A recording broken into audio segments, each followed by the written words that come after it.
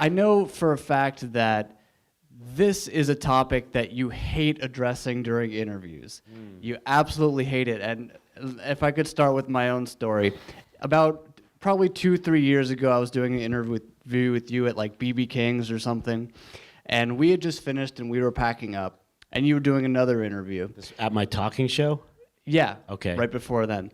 And I overheard this other interviewer saying, "What's your craziest tour story?" And just immediately I just saw like, ugh. And you go, "I don't know, but I know what my least favorite interview question is." And I go, "Oh my God." Oh. So I was surprised a little bit that you would write a book like this, but is it because that you get to do it sort of in your own way, on your own time? Meaning because it's a lot of it is kind of tour stories, or just meaning so. Well, I addressed that question in the book, saying that I get asked that question so much because there is a story in the book called Fruit Loops, and after having been asked that question so many times in 30-something years about what's the craziest thing you've ever seen on tour, my mind would instantly go blank, like in Men in Black when they flash that thing and people forget what they saw, and I could never think of it. But then at some point when I was working on this book, I actually thought about what was the craziest thing I'd ever seen in my travels, and I write it in this story called Fruit Loops, which I'm not going to give away too much. I don't want to spoil anything, but it was backstage at a Nine Inch Nails show at the Garden in the early 90s, and there were enemas involved. And that's all I'm going to say, and it's still, and when you read it, don't read it at breakfast. Maybe don't read it at all while you're eating. And but that's all I'm going to say, and it is, I'm not proud of being in the room when it happened. I think that kind of comes across, although I'm not judging anybody either. But yeah, it's something I can't unsee, and now I'm sharing it with all of you, and unless you skip that chapter, you'll be in the same world as I am. And then it's the craziest thing I ever read. Very good. So this isn't your first book. You did an autobiography, I'm the Man, earlier. How would you compare the two writing experiences? I thought about writing a second autobiography with a completely different life story. Oh, so yeah. Then people would ask me, well, we don't understand. Your other book was your autobiography, and now which story is true? And I would just leave that up to I would just keep doing that. My third book would be another autobiography. Very Andy just Kaufman of you. keep reinventing myself. Nobody would ever know. For sure. How does it differ? It's totally different because it's 23 stories that don't connect really. I mean, other than that fact that they're all my stories, but it's 23 short stories from my life, going from way back when I was a child, being very confused by something swimming in my grandfather's bathtub over holidays, all the way up to recent stuff. And but short stories, and obviously autobiography is kind of the story of my life from birth up until the Big Four show at Yankee Stadium. It has like a through line, and whereas this is just stories, kind of all over the place. For sure. So if we want to get a little bit into the book without giving too much away, one of I think it's the final chapter is you should never ever see your hero wearing Daisy Dukes. Can anyone guess who that's about? Very, very good. It's about Lemmy. Yes. And if you've seen those photos online with Lemmy and his Daisy Dukes, it is not a pretty sight to behold. What can you tell us about the moment where you saw the great Lemmy Kilmister in his little short shorts? I didn't put the photo in the book for two reasons. I didn't want to poison your eyes, and we couldn't find who owned this photo that I would use sometimes when I would tell the story live, and we couldn't find the owner, and I think it's because no one will admit to have taken that photo. Or Lemmy had him killed. Oh. But no, I shouldn't say that because Lemmy was very proud of those shorts. He wasn't shy about them at all. No, but it was This was back in earlier mid 90s. We were rehearsing at a rehearsal place, I believe in North Hollywood. And Motorhead happened to be rehearsing in the same complex as us, like pretty much right next door to the room we were in, which was super exciting because we're all Motorhead fans, and anytime we would get to be around Lem is awesome. And after, like, first day we're there, and I walk out of the room to go get some water or something, and there was a Ms. Pac-Man machine right across from where I would walk out of the room, and there's somebody playing Ms. Pac-Man with no shirt on, no shoes, just the short Daisy Duke shorts. And if you don't know what that means, it was from a show called The Dukes of Hazzard, and there was a character on that show played by Catherine Bach, and she would wear very, very short denim shorts. This was back in the 70s. Well, Lemmy was wearing those same shorts, basically, that she would wear on that TV show. And, obviously you know what Lemmy looks like. When you see this, middle-aged English pirate wearing short shorts, the man who's your hero, a guy who you think is the coolest man on the planet, wearing those shorts, it's quite disturbing. It actually messed with my brain for about a week. And I spent like a week avoiding him, because I walked out and I was kind of like, what am I seeing? It just made zero sense to me. Lemmy's wearing Daisy Dukes playing Ms. Pac-Man. And he's like, hey, Scott. And I'm like, ugh. And I ran back in the room, and that went on for about a week of me avoiding him. And then I'm starting to think he must think I'm being a jerk because I'm not talking to him and we know each other. And so when I finally got up the balls, I finally decided I need to be a bro. If you're a bro to somebody and your bro is doing something wrong, as a bro, you should go to him and tell them, I think you're making a bad life choice here. And so I finally got up the nerve to address the fashion faux pas. And so I'm not going to, again, I don't want to spoil anything, but I got up the nerve to talk to him about his shorts, and he shut me down so hard in such a way there was no arguing. It still doesn't make sense to me, but there was no arguing with what he had to say to me after the fact, and still to this day, it's pretty much one of the best moments I've had was that moment in that conversation, asking Lemmy, what's up with the shorts? and I've told this story. It's even in the movie, the Lemmy documentary, but a much shorter version of it. This is the full-on, and it's got kind of like an afterword, and this is the full-on Lemmy story in the book. And, once again, like many of the stories in this book, it's kind of me at the center of it being an idiot. That's the best way I could describe this book. And we are on Facebook Live right now. Hello, everybody. Thank you for giving us all your comments. A lot of people saying, Scott, please do not ever wear Daisy Duke shorts. I don't think they have anything to worry about on that front. Even in the 80s, where I was wearing some pretty crappy shorts, still, they were jams. It was like that's what people wore back then. They were jams, and they at least came down to just right above the knee. My butt cheeks weren't hanging out. It wasn't that. I never, ever, ever did I wear those. No. Ever, and nor will I. Another legend with an affinity for short shorts, Peter Steele, if you believe it or not. Really? Peter Steele, he liked his Daisy Duke shorts. He was like 6'10". I heard that from the Life of Agony guys. Wow. So yeah, seriously. That's frightening. Speaking of averting your eyes, one of my favorite stories in the book is about Madonna.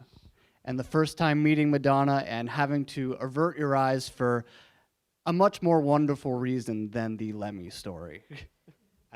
As nice of a butt Lemmy had, yes, Madonna was much nicer to look at. And yes, there's a story in the book about Madonna and meeting Madonna. And I got to hang out with her a couple of times over a course of a few years, but the first time is the main part of the story. And when she answered the door, I was with my friend Guy, who at the time was picked to run her record label, Maverick. He manages her now, but back then we were just bros. And we were standing outside the door to her apartment, knocking on the door. And now I'm a massive Madonna fan. And, this is whatever, early 90s, and you know, I thought she was a hot lady. Can you still say that now with sexual harassment? Can you call someone a hot lady without losing your life, like your business and everything? Anyway, she opened the door, and she was wearing a completely sheer top, like completely see-through black top, just boobs, like there. And, of course, I'm trying to be cool guy and just like, look at her eyes, look at her eyes, look at her eyes, just trying to, but you can't because her boobs were like looking at me saying, you're not going to look at her eyes. What are you, crazy? You're looking right at us, man. That was the start of the evening. Things got better. She was very disarming right off the bat because she was so cool, and she immediately makes you feel at home, and was just so nice to hang out with. So that kind of, and she put a jacket on, which kind of helped. But yeah, there's a pretty good story in the book about those experiences, which, like, writing that story made it so real for me because it feels so long ago to me. I sometimes question these things, like, did that really happen? Yeah. Did, like, these things really happen? Like, did she really, like, kiss me on the lips and pull me into her limo? Like, did that happen? And then I'm like, yeah, this actually happened. It's crazy. When you write these stories, it's like how real it becomes. Man, that's great. An awesome story. One person is asking, favorite Cliff Burton memory? Favorite Cliff Burton memory? Wow. I'm sure you all know who Cliff Burton is, right? Favorite Cliff Burton memory? Well, I can't remember if this is in I'm the Man, the first book, but we got arrested together in London back in like '84. I had flown over to do promotion for our first album, Fistful of Metal. Metallica was in London because they were supposed to do a tour. It was the Rods, Metallica, and Exciter. It was a UK tour that actually at the time was canceled because of lack of ticket sales, if you can imagine, right? And Metallica was recording Ride the Lightning at the time up in Denmark, but it left the studio for like a month because they were supposed to do this tour. Tour gets canceled. Studio's booked because they were supposed to be gone. So they're stuck in London. And the label, our mutual label, Music for Nations at the time, they got an apartment for us to hang out in. And Metallica was going to be there for like a month and do press. And they booked a couple of shows at the Marquee, the old club back in the day in London. And I was there. I was only supposed to be there for a few days, but now I had a bed to sleep in. And they were like, yeah, you could hang here. So I ended up staying for a few weeks. And anyway, Cliff needed a new Walkman. That really dates the story. Everyone here know what a Walkman is? They're nodding, yeah. Yeah. Revel, do you know what a Walkman is? I'm asking my son. He says yes. He knows.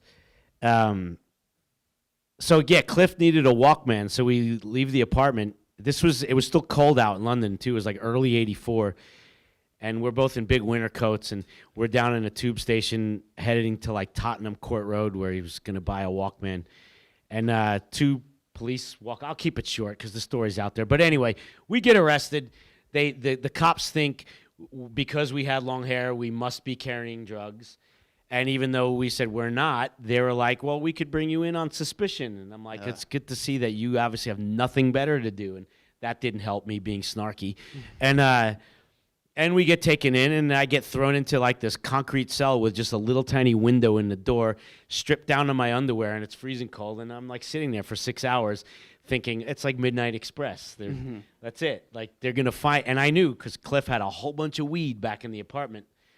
And at some point, like I heard noise out in the hallway, and I was banging on the door, and one of the cops opened the thing. I'm like, what's going on? They're like, we're taking your friend back to the flat to search it. And I see Cliff like, as they take him out, and because he had a whole bunch of weed. And I'm like, oh, we're screwed. That's it. Midnight Express. I'm never going to see my family again. And a couple hours later, they bring him back, and they give me my clothes back, and they say, get dressed. The captain wants to see you. And I'm thinking, like, what's going on here? And we go in the captain's office, and Cliff is sitting there kind of half smiling at me, and this captain starts apologizing to us. You know, you got to understand we have a lot of problems with people selling drugs, you know, and it's a big football match today and blah, blah, blah, blah, blah. And I'm like, wait a minute, so we're okay here? Like everything's fine? And then I lost my mind. I started screaming at this guy for like 3 minutes, like how I'm hiring a lawyer. Immediately, the Jew comes out. I'm getting a lawyer, like just instantly.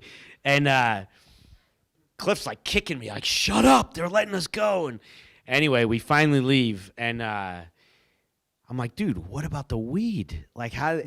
So I'm gonna ask all of you here and on Facebook Live, if there's like 10 cops walk into this little like 2-bedroom flat, where's the first place you look in an apartment if you're looking for a bunch of drugs? Where would it be hidden? Not the fridge. Fridge. Under the mattress. Yes, exactly where his giant bag of weed was. They never looked under the mattress. The worst cops in London history, apparently, because they never looked under the mattress. It's like, seriously, someone was watching over us that day. Kirk was sitting in the apartment when the cops came in with Cliff. Like 10 dudes and Cliff come walking in, and he said, he goes, I'm just sitting there practicing guitar on the couch, and all these guys walk in, and Kirk was just like, because he knew, like, oh my God, we're busted, because Cliff's got a big bag of weed. And they never found it. It was unbelievable. And they let us go, and the end of the day, Cliff never got his Walkman. Store was closed. Let's talk about Kirk Hammett for a second. One of the funniest stories in this book has to do with Kirk Hammett and Anthrax and Metallica, I suppose, entering his home without his permission. Yes. There's a story in the book called The Wrath of Kirk. And we had a night out on it. I believe it was the Sound the White Noise tour. We had just played at the Warfield in San Francisco, and the Metallica guys were in town, and they came to the show, and afterwards we're like, what's going on? And like, what do you want to do? Like, it's your town, you know. And so they took us out, and we had a night out with those guys, and there was quite a lot of alcohol involved, and Kirk had to leave early at some point. He had some personal matters to attend to at home, and so he had to kind of like bow out early, and then cut to the rest of us idiots on the street at like 2:30 in the morning after the strip club is closed, think, what can we do? What? And someone got it in their head that we needed to go jam. Like, everyone was fired up. It's me and Frankie and Charlie, and it was James and Lars, and a couple of other friends. Mark from Death Angel was there, and we needed to go jam. Everyone wanted to go play music, and James and Lars lived too far out of the city for that to work, and someone mentioned, well, Kirk has a jam room in his basement, and then someone else mentioned, I have the alarm code, and that was that. And we headed over to Kirk's and snuck into his house, and went into the studio, locked the door from the inside behind us, and started drunkenly bashing away on like Sabbath and Priest tunes, super loud. And then about 5 minutes into that, because the whole house was shaking, I was drumming at the time, and like, you know, James is like wailing away on a Sabbath riff and headbanging, and I'm looking this way at the door to the studio, and I see Kirk like this in the little porthole window, like just freaking out, and I just act like I don't see him, and I keep playing because I was having fun. And finally we stopped, and I'm not going to give away really anything else, but let's just leave it as he was not happy. Yeah, it was great. That's a great story. If anyone has seen... We're still friends. Yeah. And I still feel bad about it. If anyone has seen Some Kind of Monster, you see Kirk get angry for like the littlest tiny bit of a second. Yeah, I should have prefaced it with, at that point when this happened, Kirk and I had already been friends for like 10 years. And I had never seen him raise his voice in anger. I'd seen him raise his voice in fun ways, but never, ever, ever had even seen the guy angry. And next thing you know, you're getting like yelled at like you're at the principal's office, and by this dude. And it was quite a moment. And there's a whole bunch more about it in the book. But yeah, only time in my life I've ever actually seen him angry. Absolutely. we're getting a question of, do you have a great Dimebag story? And of course, in the book, the answer is yes. I have the ultimate Dimebag story. The Baldini story. Yes, in the book. It's kind of a hard story to pussyfoot around without spoiling anything. It was a phone call where basically Darrell, some of you might be aware, especially if you've seen the Pantera home videos, Darrell was quite the prankster. And this was a phone call where Darrell basically called me up in the middle of the night and proceeded to keep me awake until the early morning. Sun was up, to the point where I thought I was going to jail, that cops were on the way. He had called me from Texas. I was on the phone here in New York City, and cops were coming to get me because of a mistake I had made during this phone conversation with him. And pretty much the ultimate prank phone call, I would have to say, in history. I mean, some of you may know it because I have told the story live, but again, this is I wrote the full script. It's even written kind of like a script in the book. I did it as a screenplay. And for me, it's the ultimate, certainly my ultimate Darrell story, and I don't know that there's one out there that tops it. The wool that he pulled over my eyes is pretty mind-blowing, this plan that he had. And I'm proud of the fact that he thought so highly of me to include me in what was just an unbelievable prank. And the prank was... I feel like this is an infomercial. Well, and when you get the book, you'll know. Well, you can't give it all away. We'd be here all day if it was, the whole story. Why don't I just read the whole book, right? Yeah. Again, Andy Kaufman. So I didn't realize before this book how into poker you became at one point in your life, actually putting in 60, 70 hours a week doing this professional poker stuff. So, frankly, did you end up winning or losing in the long run? Winning. That's the only reason why it really turned into what it turned into. I'm not a gambler. I spent 4 or 5 years of my life as a professional poker player, which for me is a complete anomaly because I'm not a gambler. Never, ever, ever. I don't gamble. I don't ever want to lose money. I love spending money. There's about 1,000 books in this room that I want to buy. I have no problem with spending money, but losing it, playing a game, that's the antithesis. Forget about it. I could never do that. I would watch these poker shows on television, and you watch guys winning and losing hundreds of thousands of dollars. I would want to kill somebody. There's no way I could walk. What do you mean I lost 80 grand? Give me that money back. But yeah, I played in this Vh1 Charity Tournament. It was in 2006. And I had read about it online on a metal site. It was a news item that Vinnie Paul and Ace Frehley, Dusty from ZZ Top, Sully from Godsmack, and a couple of other people who were going to win their seats to play with these rock and roll dudes playing on an online poker site, and they would win these tournaments and then get to sit down and play in this VH1 rock and roll poker tournament. And I saw this, and I was like, I know the guy who does this at VH1. This sounds like 3 free days in Vegas on VH1's dime. Vinny's going, so I said to Pearl, my wife, let's go to Vegas and go party with Vinny for a couple of days. And yeah, let's do it. So I called up my buddy Eric at VH1, and he's like, do you play poker? I'm like, no, I've never played, ever. Never played Hold'em in my life. But I'm sure I could learn, enough to sit down and play with those goofballs. And anyway, we go to Vegas, and we're out the night before with Vinny, raging, as you can imagine, and wake up still drunk and get to this set, and I don't know what I'm doing. In my mind, I'm just like, I'm going to bust out immediately, and we're going to go have breakfast and go back to bed. And cut to 5-6 hours later, by complete fluke, I win this tournament against 3 dudes who played online constantly. Ace Frehley, who's been playing since he's a little kid. Dusty Hill, who's been playing since he's a little kid. Sully, who previous summer had cashed in the main event at the World Series of Poker. Had been playing poker forever. He was like a rated poker player. And I win this thing not even knowing how to play. And it was a complete fluke because it got down to heads up. with Sully and I, he had me 5-1 in chips. And if you know anything about poker, when you get the heads up, and if you're down 5-1 in chips, the odds are pretty insurmountable that you're going to come back from 5-1. And I had an ace in my hand, 6 hands in a row, heads up, which also, the odds of that happening, I'll let Phil Hellmuth calculate that.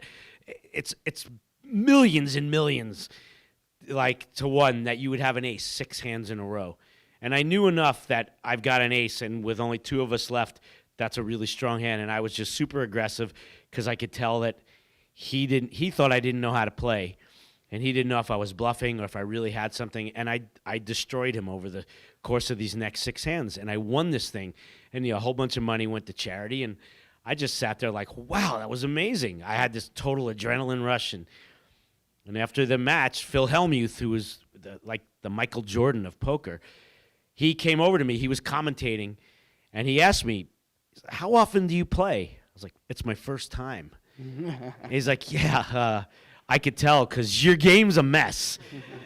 But you know why you won this? I was like, no, luck. And he goes, well, yeah, but you were patient. When that whole match, when everyone else was busting out and you just sat and waited because he could see my hole cards. He was, commentating. You waited. I said, I didn't know I didn't know I was being patient. I just figured, oh, this looks like crap. Jack 2, I'm not playing this. I just waited for a pair or something, anything I could play. He goes, and then you knew what to do when you had a hand, and your patience is why you won this if you ever want to learn more. And he gave me his phone number. I didn't even know who he was. I'm like, here's this guy. I don't know who he is. And I Googled him when I got home. Oh, he's got 9 World Series bracelets. Anyway, long story longer. A couple of weeks later, out of the blue, I get this, call about going to Aruba to play in this tournament from Ultimate Bet, the company that sponsored this thing, because that was my prize. And then Pearl and I went to Aruba a few months later for a week and hung out with all these degenerate poker players who make rock stars look like church ladies. I mean, the craziest dudes, betting on everything, just the most insane. These dudes would bet at dinner. You'd go to dinner, and these dudes would bet $10,000 on how many ice cubes are in your glass. Like, just degenerates, like betting on everything. I had a dude offer me at one point, not on that trip, but at some point in my poker career, I had a dude offer me, he goes, what do you want to cut your beard off? And I said, I'm not cutting my beard. He goes, oh, everyone has a price. I said, I don't want to cut my beard off. He goes, I'll give you $90,000 or something. I said, no, I won't do it. It would have to at least be 100, right? 100 grand. He goes, you do it for 99. I said, no, I won't. And I called his bluff, and he wouldn't give me 100. But anyway, after that trip in Aruba, and I did terrible. I played in this tournament. I busted out in about 42 minutes, and spent a week on the beach drinking and hanging out with these lunatics. And then I got a call, and they said, we want to sign you up to our website. And I'm like, I'm terrible. I'm like the worst poker player there is. They said, we know. We don't want to sign you because of your poker prowess. You're a name and a face, and other people might come and deposit money on the site to play with you. I'm like, all right, I get it. But if I'm going to do it, I want to learn how to play. So I started taking lessons with Annie Duke, who was a big poker pro, and she lived in L.A., so it worked out. And I took to it immediately because I'm kind of math brain guy anyway. And then I started playing a lot, like you said. Some points, even on tour, up to 80 hours a week online on tour. And I got really good at it. And it was a lot of fun for like 5 years. But remember, I was playing with their money. I never spent a dime of my own money. They were sponsoring me. They were paying me to play poker, and I got to keep the winnings. I don't know that there's a better job on the planet. So, but then when online poker went away, April 15th, 2011, the government shut it down. It's slowly coming back. Like in Jersey, you could play legally, and a couple, I think Pennsylvania, it just changed. In Nevada, you can. Eventually, state by state, it'll come back, and then they'll have interstate like they do with Powerball lottery, and it'll all come back. And hopefully, I could come back and play the seniors tour. So since we're surrounded in a room of books, it only makes sense to bring up that there's now a very definitive Stephen King Anthrax connection in the new It movie. Yes. One of the bullies was wearing an Anthrax shirt at one point, and then during the rock fight scene, they played Antisocial. Yes. I mean, pretty awesome. What was your reaction to that whole thing? You know, friends of mine started texting me the night that movie opened saying, "Oh my God, it's so amazing that, the dude's wearing a shirt and they play Antisocial." I was like, "Oh, that's so cool." And then I remembered we had like signed off on that probably 2 years earlier because that kind of stuff, it doesn't come across our plate all the time. But, you could see movies where there'll be a kid and there'll be rock posters up in a kid's room in a movie or whatever. I mean, you have to approve all that stuff. You have to sign off and give them permission. And I remembered then, oh, yeah, we signed off on it like 2 years ago. But at the time when that, we got our manager saying, "What do you guys think about them using this in the It movie?" I just figured, it's going to be another crappy Stephen King adaptation. Just like, I figured, because there are some great Stephen King movies. Oh, my God. But generally when they would try and do the real horror stuff, not so good. And I was just really worried that they would ruin it. And so I think I had just forgotten about it. I had just written it off. Yeah, fine, of course they could use it, but I had no really high hopes for it. And then, of course, I saw the movie, and it's amazing. Yeah. They did an amazing job with it, and I am absolutely excited and proud and, unbelievably over the moon that Anthrax is represented in that movie because, obviously, I'm a massive fan and have been since the 70s, and he is a fan of ours and has gone public about it, saying how he's written about it and talked about it in interviews. He's a metal fan. And I've become friends with his son over the last few years, his son Joe Hill, who's also an amazing author. And once in a while, I get up the nerve to bring up his dad. But yeah, because I said to him, "Is it really true? Did your dad like us?" He's like, "Oh, yeah, absolutely." So I was just such an amazing validation. I've never actually met Stephen King. Oh, really? Never? Never actually met him. No, he's like that. Him and Stan Lee are my, it's not even 1 and 2. It's 1 and 1 kind of on my list of people that I just love to meet and be able to have a conversation with at some point. Yeah. My only criticism of that is I wish that rock fight was more brutal because in the book, it's probably the most violent part of the It book, if anyone here has read it. Yeah, absolutely. Oh, my God, it's awful. But I guess you can't really break kids' legs and, have them bash each other's heads in with rocks and stuff. Ripping arms off is okay. That was pretty rough, too. But anyway, that was really cool to see that. And of course, we lost a legend recently. I know a hero of yours, Malcolm Young. Yes. I know that in an interview with us not too long ago, maybe a few years ago, I think you called him the strongest rhythm guitar player ever. The greatest ever. Yeah. So, I mean, what more can you say about him, his influence on you, and just his overall greatness? He was my guitar teacher. I mean, not actually. He wasn't coming to my mom's apartment in Queens and giving me guitar lessons in the 70s. I used to imagine that as I would sit and play AC/DC records and play along to them and just learn the chords. That's all I ever wanted to do was learn the chords to the songs because then I could actually play the song and then go jam with my friends and I would know all the chords. I would initially try and learn the lead breaks that Angus was playing, but it would take so long to learn a lead break. In the time it would take me to learn one lead, I could learn a whole album's worth of chords. And to me, that's what the song was. It was the chords. It wasn't the solo. I was always just like, someone else will play the solo. I can't be bothered with this. I just want to learn the chords. And Malcolm was playing the chords. And so, yeah, I basically learned how to play guitar by playing along to Malcolm Young. That's where all my right-hand dynamics come from. He's an unbelievably percussive guitar player. He beating the crap out of those strings. I mean, notorious for using super heavy gauge, breaking guitar picks, and that was me. It was exactly the same way. I always just felt like you got to dig in, man. I got to feel it, and sometimes my own detriment because I beat the crap out of my hands on tour, and they'd probably be in better shape now if I was a lighter player, but it's just my feel, and it comes from watching him and listening to him. It's just, that's what he did, and I thought he was the greatest, and I did my best to emulate what he was doing. Absolutely. So we do have a crowd here, so I would love to take some audience questions from you guys, from anyone on Facebook Live as well. We've got a mic right there, so You, sir, if you'd like to ask Scott a question. I have a it's on. Oh, is it on? Okay. Can you hear me? Yes. All right, I have a two-part question I thought of one just now when you're talking about rhythm guitar players, and I had one all along before I got here. I find the title Among the Living one of the most interesting I love words and images. I'm a photographer, so images with words as well. Who came up with that, and what's the genesis? And I have a quick follow-up to that. I think Charlie came up with Among the Living. I think it was his title. I'm pretty sure that it was Charlie's. And then it was. Now that I think of it, it was definitely Charlie's title.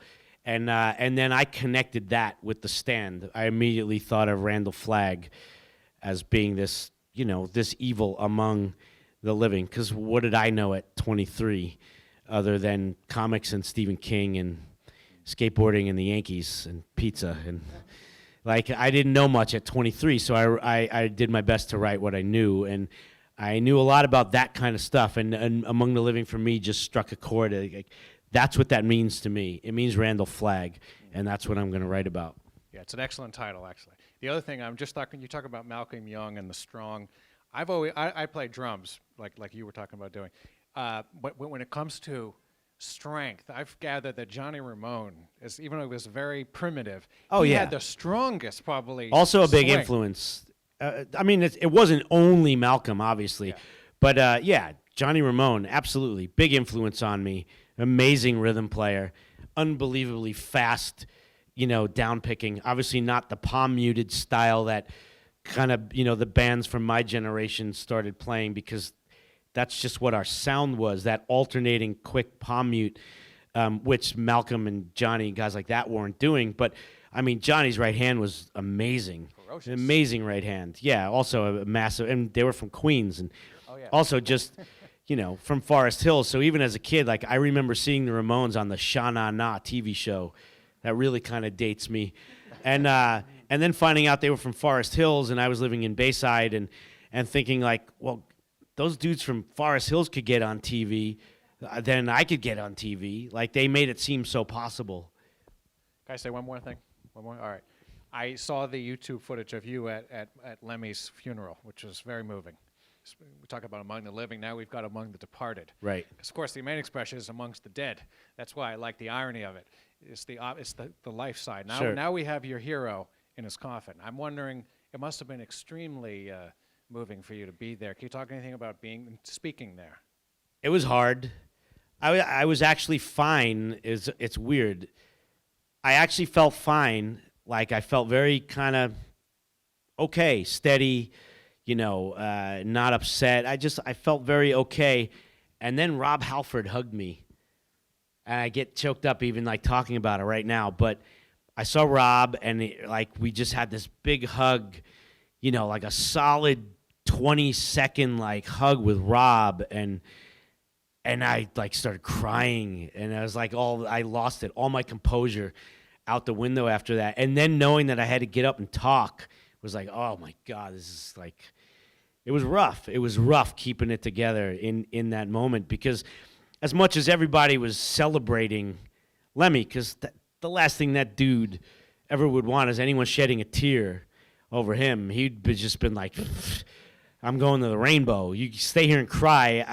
I'm gonna go have a drink, and but still, it's upsetting. And you're in a room full of people, and there was a lot of emotion, and it was tough. It was definitely a tough moment, and just trying to do the right thing by a guy that I idolized for so long and that I was friends with, and just wanting to be able to say something that wasn't dumb, and just wanting to do well by someone that I admired so much.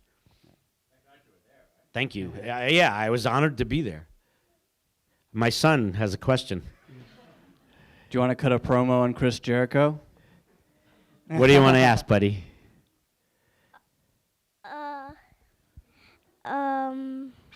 Go for it. I was gonna ask if I could go on there. You want to come sit up here? Yeah. You want to be on camera? I'm going to leave that up to Mom. Sure, come on. Here, have my seat. Yeah, please, come on, sit up here. I love it that he wants to be on stage. It's hard keeping him off stage live. It's awesome. Here you go. Everyone, this is my son, Revel.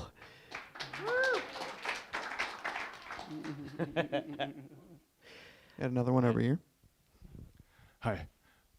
Hi. Hi, my name is Lucas. Can you talk a little about your writing process? How did you read other authors, or how did you find your style, your rhythm for writing it? How did I find my style? I don't know.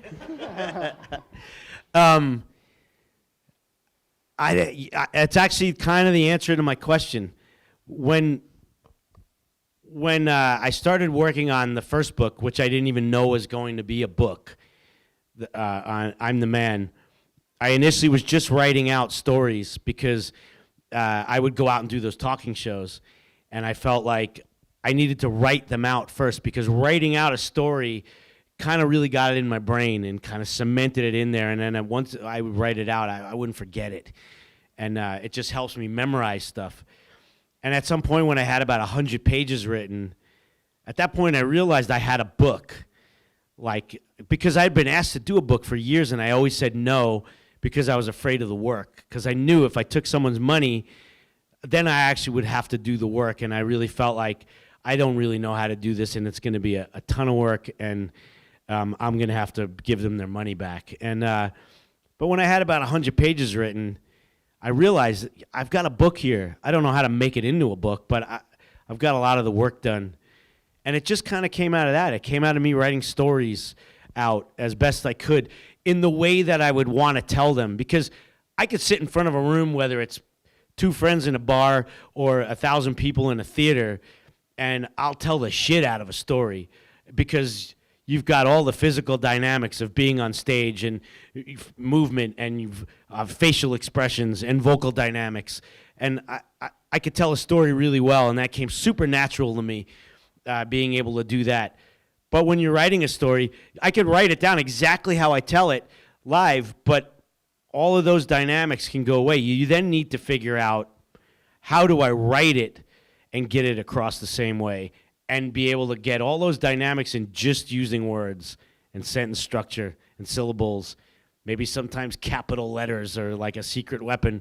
But you don't have nearly as many tools when you're just writing, and that was the thing I really had to learn on the first book, and then certainly on this book, where there's so many dynamics in some of these stories, and I really stressed myself out so hard on, reading it back, thinking, okay, does this feel like I'm telling the story? Is someone, when they're reading this, going to feel like they're there? They're visualizing it, and they're there when it's happening. And I just tried to make it as dynamic and as visual as possible. Just one last question. No, I'm kidding. I'm kidding. Go ahead. What's your favorite AC/DC album? Powerage. Oh yeah, cool. Got another one over here. Hey Scott, I'm Russ. Hi, Russ. Number one, I hope Lemmy left you the shorts in his will. He didn't. God damn it. Secondly, before the rise of the internet and everything, we could find out everything beforehand. I was buying you guys' albums way back, and I remember coming across this UTFO album that Yes. said featuring Anthrax. I'm like, all right, I got to get this. Had no idea what it was. Everyone talks about the Public Enemy, joint song. How did the UTFO thing come about? The UTFO thing, God, that reference probably goes over a lot of people's heads. They were a rap group in like the early and mid 80s. UTFO, how did that come about? I don't know. Obviously someone at a label spoke to someone at a label, or someone got a hold of management, but they got a hold of us asking, would we be into writing a bunch of music for this song? They had this song idea and they were looking for a metal track. And this is around and they knew of us because of I'm the Man. So this is long before, way before Bring the Noise, and it may have even been right around the time like License to Ill had even first come out, or this is really early on. And that's how we just ended up in the studio with them one day together. We came up with a track, and I know Joey does some singing on the track with them, rapping, but I mean, I could say I haven't heard that song since the 80s. Like, I know it's called Lethal. Yeah. And every once in a while when we're doing signings, someone will come up with that 12-inch, and I'll be like, wow, that's got to be pretty rare these days. Did that did that make it easier once Bring the Noise did come about? I mean, for you guys to say yes, or I mean, I know you guys were fans of each other. No, not really, because that Lethal thing wasn't. Personally, I wasn't a fan of it after the fact. I wasn't too thrilled with it as a whole, and Public Enemy was my favorite group, and I had spent years trying to figure out how do I get Chuck's voice and my guitar together on the same thing, and that's when at some point it just clicked in my head I had this riff idea based on the horn sample part that they used in Bring the Noise, and it all just kind of clicked in my head, and that's where that came from. And I promise I'll give the mic back right now, but was there any thought of doing a further Public Enemy Anthrax compilation, or doing a whole record together? No, we did the song and the video and the tour, but we're still friends. Chuck and I still speak all the time. But no, nothing moving forward. Obviously, we got that question a ton back in the early 90s. Well, what's next? What's next? What's the next rap song? And we would always say, well, we're not a rap band. We did the best thing we'll ever do in that context. There's nothing better than Public Enemy. Like, who are you going to team up with next? Like, nobody.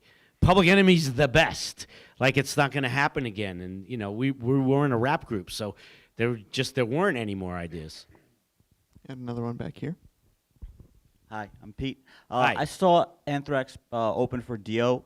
I was wondering if you had stories of being on tour with Brian James Dio. And also, you toured with Kiss in 1988, if you were close to late Kiss drummer Eric Carr. Yeah, we were. Eric was a good friend. We even kind of knew Eric from just like New York, being around the city. Like a friend of mine, Tom, a guy named Tom Brown, who you may know from such videos as the Madhouse video. He's the guy that does the laugh at the top of Madhouse. There's a time for your medication, Mr. Brown. Woo-ha. That's my friend Tommy. And I think he was such a Kiss freak, and I think like he knew Eric from way back in the day. So we kind of even knew Eric from being around just New York. Eric was an awesome dude, just a wonderful guy. And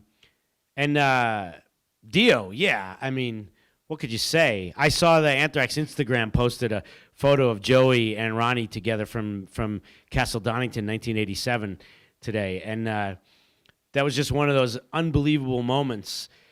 Playing on that show is the first time we ever played together with him, was on that festival that day.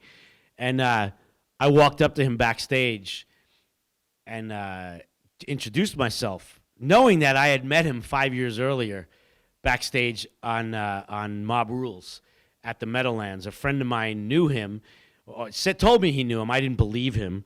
Said, I know Ronnie. He'll give us backstage passes for the show tonight. I'm like, oh, yeah, right. And we end up at like the Meadowlands Hilton or something and knocking on some room door. And I'm just waiting to get thrown out. And I hear Ronnie from behind the door like, oh, is that Jimmy? Yeah, hold on. I'm just getting out of the shower. And two like backstage Black Sabbath passes come under the door. He goes, I'll see you guys after the show. And after, we watch the show and it's amazing. And we're backstage after. And I talked to Ronnie. This is 1982. Anthrax wasn't anything yet. We were a band, but we were in anything. Nobody knew. Nothing. We had nothing out or anything. And I met Ronnie that night. So 5 years later, there I am backstage at Castle Donington, and we're on the same show together. And I'm like, hey, Ronnie, nice to meet you. My name's Scott. He goes, I know. We met backstage in New Jersey 5 years ago. I'm like, you remember? Like, oh, my God. He goes, yeah, I've been following your band. You told me the name of the band, Anthrax, and I've been following your band. I see you in the magazines. You guys are doing great. I was just like, pee. Just like for real. Like, just unbelievable. That's the kind of guy he was. And we were lucky enough to tour with him a few times over the years and obviously play a ton of festivals together. And he was a big, if not bigger, Yankee fan than I am because he's older than me, so he even had more time invested. And in 2004, when we were doing that tour and the Yankees were in the playoffs, and every night during Ronnie's set, I would stand on stage and give him updates between songs, and sometimes I would be like, oh man, like something bad was happening. Like, I don't want to tell him because he's going to go out and it's going to be like a bummer on the next song. He's not going to want to sing it. But he was the best, man. He was the best. Just the nicest guy in the world. We got a really good question here on Facebook Live. Steve asks, how has fatherhood changed your perspective on life and touring? I think fatherhood, for me personally, it changed everything. It changes your perspective on everything, and I feel like if it doesn't, then you shouldn't be a parent, because your world is completely different when you have a child, and you look at everything differently, and in so many ways it makes being alive so much better, because you don't think you could have any more love in your life, and then you have a child, and it's amazing what happens when you have it. Only if you have a child, and the only way you can know that is because before Pearl and I had a child, plenty of our friends had children, and it would be great. And my brother has a child, and my cousins have kids, and it would be great to visit with kids and then go home and not have kids, and that was great for a really long time. And don't get me wrong, I loved nieces and nephews and cousins and my friends' kids, but until you have your own, you have no idea what it actually means.